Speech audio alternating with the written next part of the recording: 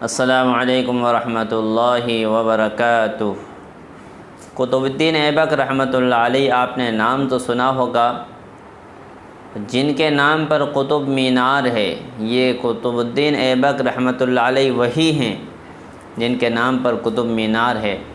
ایک مرتبہ شکار کرنے کے لیے نکلے تو غلطی سے تیر چلایا تھا جانور پر، غلطی سے ایک عورت کے بچے پر وہ تیر لگا اور وہ بچہ انتقال کر گیا، دنیا سے رخصت ہو گیا۔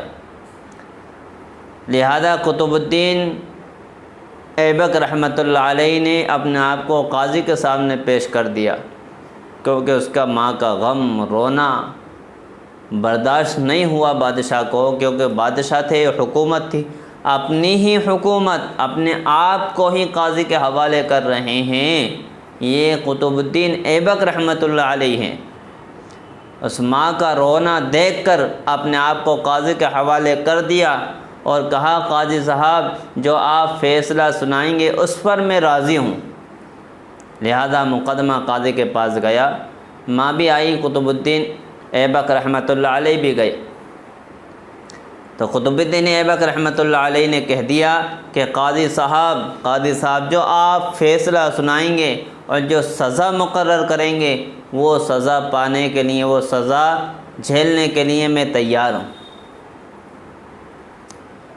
تو اس بوڑھی ماں نے قطب الدین ایبک رحمۃ اللہ علیہ کو دیکھا اور سوچا کہ ایسا بادشاہ کہاں ملے گا۔ اس کی ماں نے دیکھا ایسا بادشاہ کہاں ملے گا۔ اس بوڑھی ماں نے کہا کہ میں قطب الدین ایبک رحمۃ اللہ علیہ کی آج سے ماں ہوں، بادشاہ ہونے کے بعد قاضی اس کا ہے، سیکورٹری اس کی ہے، سب کچھ اس کی ہے، حکومت اس کی ہے، اپنے آپ کو قاضی کے حوالے کر رہا ہے اور کہہ رہا ہے کہ جو سزا آپ مقرر کریں گے اس کے لیے میں تیار ہوں۔ تو ماں نے کہا، آج سے قطب الدین ایبک رحمۃ اللہ علیہ میرا بیٹا ہے، میں بیٹا بناتی ہوں، یعنی معاف کرتی ہوں۔ اللہ اکبر!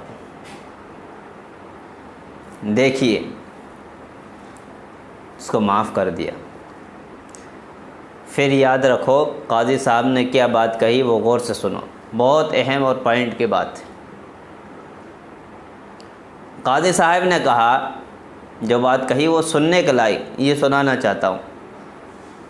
قاضی صاحب نے کہی، قطب الدین اگر آپ ذرا سا اپنی بادشاہت کا رعب دکھاتے تو میں تمہیں خود سزا دیتا، کہ میں بادشاہ ہوں، بادشاہ کا تم رعب دکھاتے تو میں تمہیں خود سزا دیتا۔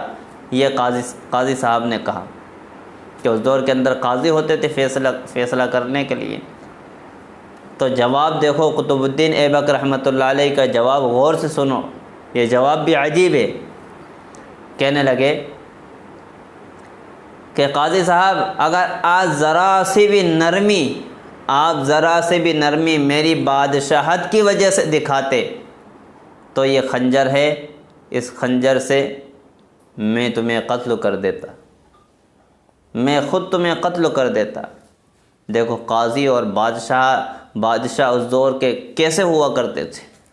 جب اسلام اور دین زندگیوں کے اندر ہوتا ہے تو پھر یہ معاملے ہوتے ہیں کہ بادشاہ بھی اللہ کا خوف کرتا ہے، کہیں آخرت میں پکڑ نہیں ہو جائے، یہ فیصلہ دنیا کے اندر ہی ہو جائے۔ تو یہ تھے قطب الدین ایبک رحمۃ اللہ علیہ کی زندگی، عجیب زندگی تھی۔ امید ہے بات سمجھ میں آئی ہوگی اور یہ واقعہ سمجھ میں آیا ہوگا۔ اللہ رب العالمین ہم سب کو عمل کی